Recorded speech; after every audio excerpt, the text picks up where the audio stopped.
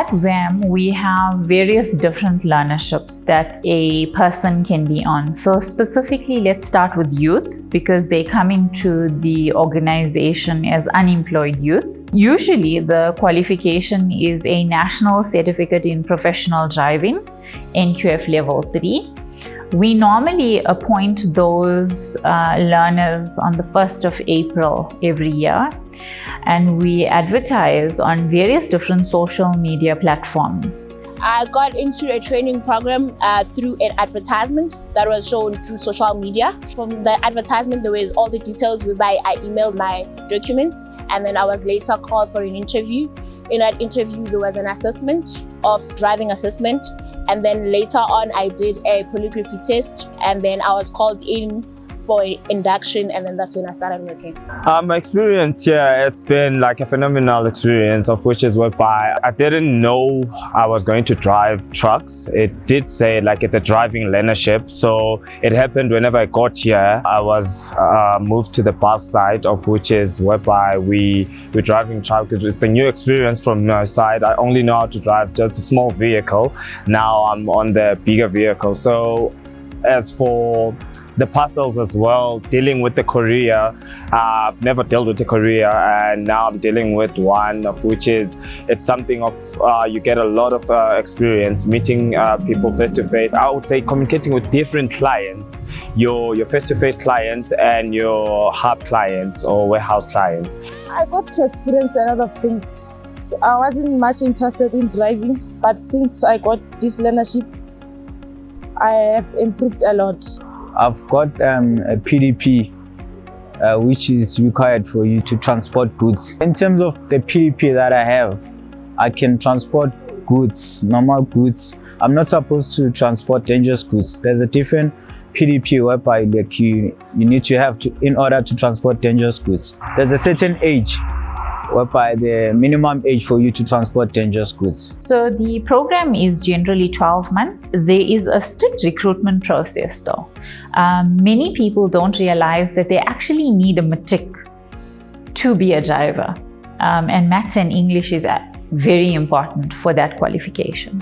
So once you're in the learnership and you have performed and you have been placed permanently, you still have the opportunity to study further with the company. So we've got records of learners who had been employed permanently who grow into other positions and study other qualifications. For example, we have the road transport NQF level 3, we've got the freight handling also NQF level 3. Those are all learnerships that you could progress into.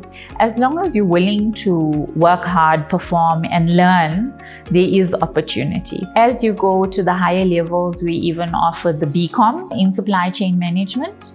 We've successfully had a few managers that have been fully competent in that at RAM. So we're actually proud of that. We've upgraded the technology quite a bit. We've changed from manual scanning, manual sorting to having conveyors. Our drivers having a manual scanning sheet to a palm reader, which they can update in real time, which means our clients can see within 7 seconds of our driver delivery who they delivered to, a copy of the ID, a copy of the paperwork, all is available on the website immediately to our clients. In order to be a good ops supervisor, you have to be patient when it comes to clients, when it comes to the drivers. Firstly, we must have a good communication between you and the driver. You must understand each other. The driver must know you, I must know my driver. To have that communication between a client and the driver, it makes my job to be simpler and easier and study to enjoy it. Because every day I'm dealing with a new client, and that thing gives me experience on how to communicate with the client and the drivers. In terms of challenges, I would say like the customers, like having to deal with difficult customers who complain. So it's just very challenging, to face a customer who's already complaining. It is part of Theta's sector skills plan.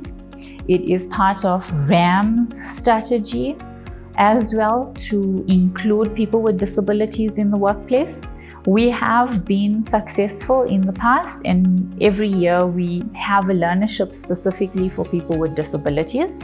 So it just depends on the individual. How much are you willing to do to achieve more? You know, the learning and the development, the growth is endless. It's lifelong learning that we're trying to institute into individuals. Working for REM, man, is awesome, man. I've grown a lot, man, from a driver up until where I am now. I would say there's a huge progress in my life. Yeah, I've gained a lot of experience, even the exposure that we got here, because we have trainings every year whereby the trainers, if there's new things that they want to implement or introduce within the company, they train us. So I would say being with REM, and it has changed my life actually. I'd say in terms of career industry, it's a good industry to kind of like involve yourself in, because like you get to learn a lot of things in this industry.